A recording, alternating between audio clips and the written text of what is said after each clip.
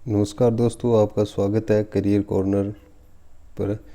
दोस्तों, आज हमने भारतीय राज्य व्यवस्था की एमसीक्यू सीरीज लेकर आए हैं। डेली आपको भारतीय राज्य व्यवस्था की टॉप एमसीक्यू यानी टॉप क्वेश्चन देखने को मिलेंगे। जैसे मतलब अपने प्रत्येक एग्ज़ाम में आते हैं, जैसे आगे आने वाले CET एग्ज़ाम है या RPF की जो वैकेंसी आ रखी है, उसमें सभी में ये जो है मतलब ज़रूरतमंद क्वेश्चन है। तो अपने शुरुआत करते हैं। तो दोस्तों, पहला क्वेश्चन है, निम्नलिखित में से किस राज्य में द्विसदनात्मक विधायिका नहीं है? यानी निम्नलिखित में से किस राज्य में द्विसदनात्मक विधायिका नहीं है? तो उत्तर प्रदेश, मध्य प्रदेश, बिहार, कर्नाटक, किस में नहीं है? तो दोस्तों, इसको सही उत्तर होगा मध्य प्रदेश। मध्य प्रदेश में नहीं है। तो आगे चलते हैं दूसरे प्रश्न पर। भारत के संविधान में अंतर्राष्ट्रीय सुरक्षा को प्रोत्साहन देना सन्निहित है। भारत के संविधान में अंतर्राष्ट्रीय सुरक्षा को प्रोत्साहन देना सन्निहित है, यानी संविधान की प्रस्तावना में, राज्य के नीति निर्देशक तत्वों में, मौलिक कर्तव्यों में या 9वीं अनुसूची में। इसका क्या होगा? इसका होगा राज्य के नीति निर्देशक तत्वों में। राइट आंसर होगा बी। तो चलते हैं अपने तीसरे क्वेश्चन पर। भारत का उपराष्ट्रपति किसका पदेन सभापति होता है? सरल सा क्वेश्चन है। भारत का उपराष्ट्रपति किसका पदेन सभापति होता है? लोकसभा, विधानसभा, राज्यसभा या इनमें से कोई नहीं? तो ये राज्यसभा का पदेन सभापति होता है। तो आगे चलते हैं अपने। भारतीय संविधान में न्यायालय में कौन परिवर्तनीय नहीं है? यानी भारत के संविधान के में न्यायालय में कौन परिवर्तनीय नहीं है? नीति निर्देशक तत्व, नीति निर्देशक सिद्धांत, प्रस्तावना, मूल कर्तव्य, मूल अधिकार। 4 नंबर का राइट आंसर होगा मूल अधिकार। मूल अधिकार जो है, इनमें कोई परिवर्तन नहीं किया जाता है। क्वेश्चन नंबर 5 अपन देखते हैं। संविधान का कौन सा अंश भारत के नागरिकों को आर्थिक न्याय प्रदान करने का संकेत करता है? संविधान का कौन सा अंश भारत के नागरिकों को आर्थिक न्याय प्रदान करने का संकेत करता है? तो इसका राइट आंसर क्या होगा? राज्य के नीति निर्देशक तत्व, मौलिक अधिकार, प्रस्तावना, यह उपयुक्त सभी। 5वें का आंसर होगा राज्य के नीति निर्देशक तत्व। आगे बढ़ते हैं। Question number 6। 73वें संविधान संशोधन अधिनियम द्वारा भारतीय संविधान में कौन सी अनुसूची जोड़ी गई थी? यानी 73वां संविधान संशोधन जो किया गया था, उसमें संविधान की कौन सी अनुसूची जोड़ी गई थी? 9वीं अनुसूची, 10वीं अनुसूची, 11वीं अनुसूची, 12वीं अनुसूची, कौन सी जोड़ी गई थी? तो इसमें जोड़ी गई थी 11वीं अनुसूची। कौन सी? 11वीं अनुसूची। भारत में कार्यपालिका का अध्यक्ष कौन होता है? ये भारत में जो कार्यपालिका होती है, उसका अध्यक्ष कौन होता है? राष्ट्रपति, प्रधानमंत्री, या विरोधी दल का नेता, या भारत सरकार का मुख्य सचिव? तो इसका राइट आंसर होगा ए, राष्ट्रपति। कौन होता है? राष्ट्रपति। तो आगे बढ़ते हैं। संघ की कार्यपालिका शक्ति निहित है। संघ की कार्यपालिका शक्ति निहित है, यानी किस में होती है? प्रधानमंत्री में, राष्ट्रपति में, मंत्रिपरिषद में, संसद में, किस में होती है? ये होती है राष्ट्रपति में। ये राष्ट्रपति में ही तो होती है। अगला प्रश्न। भारत का राष्ट्रपति क्या होता है? राज्य का प्रधान होते हैं? राज्य का प्रधान नहीं होता है, केवल सरकार का प्रधान होता है। राज्य और सरकार दोनों का प्रधान है। इसका राइट आंसर क्या होगा? यानी ये राज्य का प्रधान। ये राज्य का प्रधान यानी देश का प्रधान। तो आगे बात करते हैं हमने। निम्नलिखित में से किस समिति ने मौलिक कर्तव्यों को शामिल करने की अनुशंसा की थी? यानी वो मौलिक कर्तव्य हैं, उनको संविधान में शामिल करने के लिए किसने गुहार लगाई थी, किसने मांग की थी? तारापुर समिति, या राधाकृष्ण समिति, या बलवंत राय समिति, या सवर्ण समिति? तो 10वें का राइट आंसर होगा डी, सवर्ण समिति। 11 नंबर क्वेश्चन है। मौलिक कर्तव्यों को निर्धारित किया गया है, यानी मौलिक कर्तव्यों को निर्धारित यानी किस संविधान संशोधन के तहत संविधान में शामिल किया? 40वें संविधान संशोधन द्वारा, या 43वें, या 42वें, या 39वें? इसका राइट आंसर होगा 42वें संविधान संशोधन द्वारा, यानी सी राइट आंसर होगा। आगे देखते हैं। भारत में जनप्रिय संप्रभुता है, क्योंकि भारत के संविधान की प्रस्तावना शुरू होती है इन शब्दों से लोकतंत्रवादी भारत, लोक गणराज्य, लोक संप्रभुता, हम भारत के लोग। इन शब्दों से क्या होता है? 12 नंबर का राइट आंसर होगा डी, यानी हम भारत के लोग। भारत में जनप्रिय संप्रभुता है, इसका हम भारत के लोग। क्वेश्चन नंबर 13, भारत का संविधान भारत को कैसे वर्णित करता है? राज्य मंडल, राज्यों का संघ, महासंघ, इनमें से कोई नहीं। तो ये करता है राज्यों का संघ, यानी भारत अर्थात इंडिया राज्यों का संघ होगा। आगे अपनी बात करते हैं। भारतीय संघ में किसी राज्य को सम्मिलित करने का अधिकार किसे है?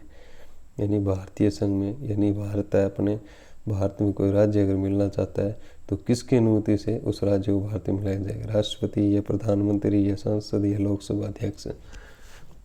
तो इसका राइट आंसर होगा सी, यानी संसद।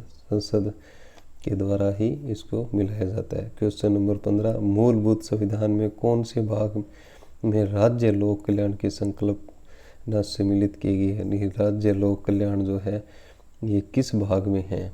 संविधान की प्रस्तावना में है, संविधान की तीसरी अनुसूची में, या संविधान की ये दो ऑप्शन एक जैसे दे दिए गए, राज्य के नीति निर्देशक तत्वों में। तो इसका राइट आंसर होगा डी, यानी राज्य के नीति निर्देशक तत्वों में। तो आगे अपन देखते हैं। क्वेश्चन नंबर 16, निम्नलिखित में से कौन सा राज्य नीति निर्देशक सिद्धांत नहीं है? राज्य नीति का नीति निर्देशक सिद्धांत नहीं है। ये देखिए ऑप्शन नंबर ए, अंतर्राष्ट्रीय शांति को प्रोत्साहन, 14 वर्ष तक के बच्चों को निःशुल्क अनिवार्य शिक्षा प्रदान करना, गोवर्धन निषेध, या निजी संपत्ति की समाप्ति। तो इसका राइट आंसर होगा 16 नंबर का डी, निजी संपत्ति की समाप्ति। क्वेश्चन नंबर 17,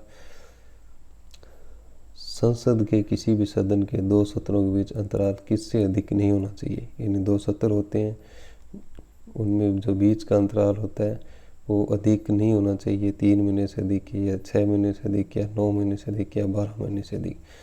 तो इसका राइट आंसर होगा बी, यानी 6 महीने से अधिक नहीं होना चाहिए। तो आगे क्वेश्चन नंबर 18, वर्तमान लोकसभा में प्रत्येक राज्य के लिए स्थानों का आवंटन आधारित है। प्रत्येक राज्य के लिए स्थानों का आवंटन आधारित है 1911 की जनगणना, या 1961 की जनगणना पर, या 1971 की जनगणना पर, या 1991 की जनगणना। तो 18 नंबर का राइट आंसर होगा सी, 1971 में जो जनगणना उसकी हुई थी उस पर आधारित है। क्वेश्चन नंबर 19, लोकसभा में राज्यवार सीटों का आवंटन 1971 की जनगणना पर आधारित है। यह निर्धारण किस वर्ष तक यथावत रहेगा? यानी अभी ये क्वेश्चन पढ़ा था अपने ऊपर 18 नंबर, ये आवंटन जो है 1971 की जनगणना पर आधारित है, लेकिन ये किस वर्ष तक यथावत रहेगा? 2031 ईस्वी में, या 2026 तक, या 2021 तक, या 2011 तक? ये 2 ऑप्शन तो कट वैसे ही हो चुके हैं। तो 19 का होगा बी, यानी ये 2026 तक यथावत रहेगा। क्वेश्चन नंबर 20, राज्यसभा किसके द्वारा भंग की जा सकती है? राज्यसभा जो है किसके द्वारा भंग की जा सकती है? राष्ट्रपति द्वारा, प्रधानमंत्री द्वारा, मंत्रिपरिषद द्वारा, या उपयुक्त में से किसी के द्वारा नहीं। तो 20 नंबर जो क्वेश्चन है उसका आंसर होगा डी, ये किसी के द्वारा, राज्यसभा जो है ये कभी भंग नहीं होती है, थोड़ा सा ध्यान रखना। 21 नंबर क्वेश्चन है, संसदीय तंत्र में वह व्यक्ति प्रधानमंत्री चुना जाता है जो निम्न का नेता होता है। संसदीय सत्र में वह व्यक्ति प्रधानमंत्री चुना जाता है जो निम्न का नेता होता है। उच्च सदन में बहुमत दल, निम्न सदन में बहुमत दल, उच्च सदन में अल्पमत, निम्न सदन में अल्पमत। तो 21 नंबर क्वेश्चन का आंसर होगा बी, निम्न सदन में बहुमत दल। आगे 22 नंबर क्वेश्चन, प्रधानमंत्री की नियुक्ति राष्ट्रपति करता है, ये किस अनुच्छेद वर्णित है? यानी प्रधानमंत्री जो है उनकी नियुक्ति जो है राष्ट्रपति द्वारा की जाती है, ये किस अनुच्छेद के तहत की जाती है? अनुच्छेद 61 है या 70 या 75 या 85। तो 22 नंबर क्वेश्चन का राइट आंसर है सी, अनुच्छेद 75 के तहत। आगे क्वेश्चन नंबर 23, लोक लेखा समिति में कितने सदस्य हैं? लोक लेखा जो ये समिति है उसमें कितने सदस्य होते हैं? 20 या 22 या 28 या 30? जिसका राइट आंसर होगा बी, यानी 22 सदस्य होते हैं। तो आगे क्वेश्चन नंबर 24, लोक लेखा समिति के सदस्य, लोक लेखा समिति के सदस्य कैसे चुने जाते हैं या कौन कहाँ से चुने जाते हैं? 24 नंबर का आंसर होगा ए, यानी संसद के दोनों सदनों में से चुने जाते हैं, राज्यसभा और लोकसभा, यानी राज्यसभा और लोकसभा दोनों सदनों से चुने जाते हैं।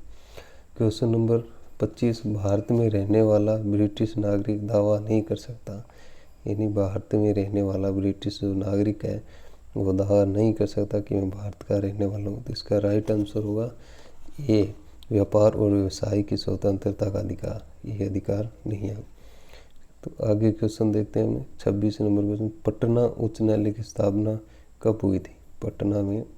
पटना यानी बिहार में, बिहार का जो उच्च न्यायालय है पटना, उसकी स्थापना कब की गई थी? तो इसका राइट आंसर हो गया 1916 में। ठीक है। तो अगला क्वेश्चन है 27 नंबर, उत्तराखंड उच्च न्यायालय की स्थापना कहाँ की थी?